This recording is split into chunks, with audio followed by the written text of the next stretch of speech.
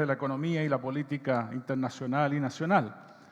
En la mañana recibí un Twitter desconocido que señala lo siguiente: "Don't tell them any fake news, otherwise I will consider you a disgrace". No sé quién es el personaje, pero revela de alguna forma que vivimos en un periodo extraño. La democracia liberal a la que estábamos acostumbrados y que dábamos por sentada se ve amenazada en distintos lugares. Los casos de Rusia y Turquía vienen rápidamente a la mente. Pero lo que nos sorprende hoy día es que esas democracias liberales están amenazadas también en países desarrollados, avanzados, los países que así llamamos del primer mundo.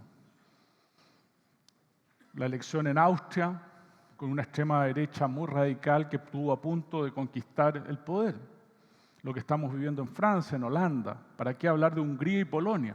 Pero también Estados Unidos. La democracia liberal, precisamente en la cuna de la democracia que hoy día conocemos, está siendo amenazada de alguna manera por la intervención de un presidente que no nos deja de sorprender. Quizás esto es lo nuevo. Estábamos acostumbrados a los desequilibrios macroeconómicos, pero ahora también tenemos desequilibrios políticos, que así como los desequilibrios macroeconómicos responden a déficits puntuales, déficit fiscales, déficit de cuenta corriente, déficit de balanza de pago, ¿no es cierto? Parece ser también que los desequilibrios políticos que están ocurriendo en el mundo obedecen a algunos déficits que no comprendemos todavía bien, pero tiene que ver con el hecho de personas, grupos que se sienten desplazados, que se sienten amenazados por el mundo en el que estamos viviendo, déficits que tienen que ver con falta de reconocimiento cultural a determinados grupos, déficits de ganadores y perdedores que no hemos sabido, de alguna forma en esta globalización creciente, no hemos sabido controlar bien, etcétera, etcétera. Ese es el fenómeno nuevo, este fenómeno de los desequilibrios políticos, que así como los líderes han tenido que enfrentar desequilibrios económicos o macroeconómicos en el pasado y en el presente, probablemente hoy día el mundo del futuro sea un mundo donde hay que enfrentar estos desequilibrios políticos que se van produciendo en las sociedades modernas. Y eso, indudablemente, que genera nuevas fuentes de incertidumbre.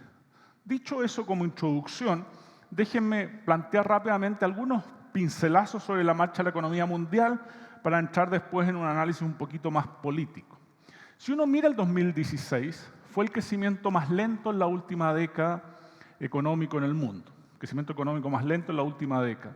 Ahora, hubo claras diferencias entre el primer y segundo semestre. El primer semestre fue extraordinariamente lento, el segundo semestre las economías mundiales se aceleraron en Europa, se aceleró Estados Unidos.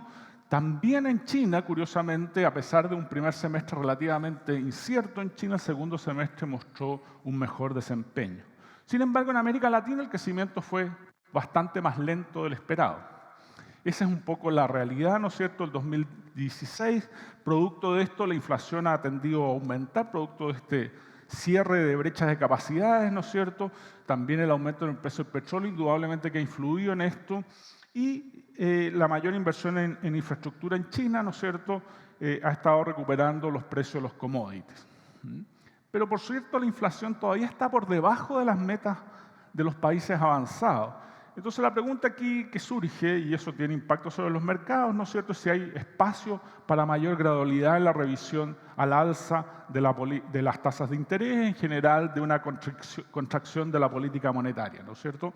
Esa es como la gran pregunta, y ustedes ven que hay un creciente debate. Hoy día la probabilidad de que la FED suba la tasa de interés en marzo está en 50%, digamos, ¿no es cierto?, que parece relativamente baja comparado con lo que pensábamos hace 6 meses atrás.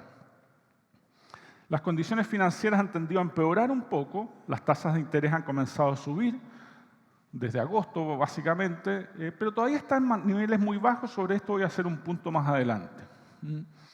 Hay también un anticipo de mayor demanda de fondos desde Estados Unidos por cambio en la política fiscal y tributaria. Probablemente Estados Unidos vea crecer su déficit fiscal, por lo menos en el corto plazo, y eso indudablemente también genera esta pregunta de si este fenómeno genera menos espacio para una reversión gradual en la política monetaria.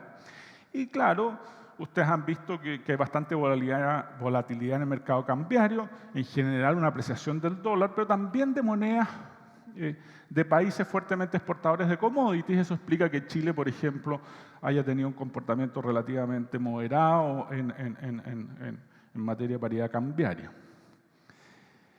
Las proyecciones para 2017 y 2018 yo creo que son razonablemente positivas.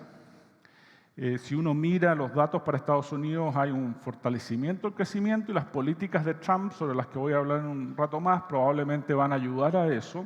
Y también en Alemania, Japón, incluso Japón, España y Reino Unido. También las economías emergentes cabría esperar que se recuperen y por lo tanto, si uno mira el cuadro general es relativamente alentador. Yo creo que los factores de riesgo que existen son bastante acotados. Después voy a entrar más en detalle sobre eso. Por supuesto, siguen existiendo los riesgos que ahí menciono, pero yo creo que son mucho menos importantes de lo que veíamos hace 6 meses atrás o inmediatamente después de la elección de Donald Trump.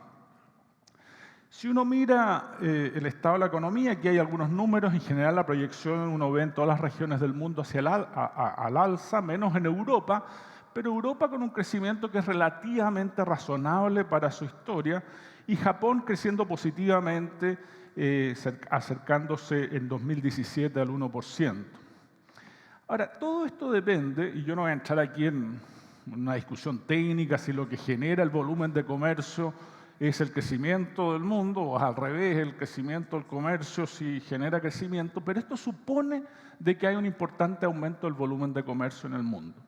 Y ese es un riesgo, ¿no es cierto? Porque Trump nos podría iniciar una política agresiva desde el punto de vista comercial que lleve a una suerte de guerra, ¿no es cierto? Y que indudablemente haga que el crecimiento o el volumen de comercio crezca mucho más lento de lo que se está proyectando hoy día y que explica en parte estas buenas cifras económicas para el 2017 y 2018. Entonces, indudablemente que el gobierno de Trump, y me voy a centrar en el gobierno de Trump, pero también las elecciones europeas son relativamente inciertas. O sea, ustedes tienen que pensar que Italia va a tener elecciones.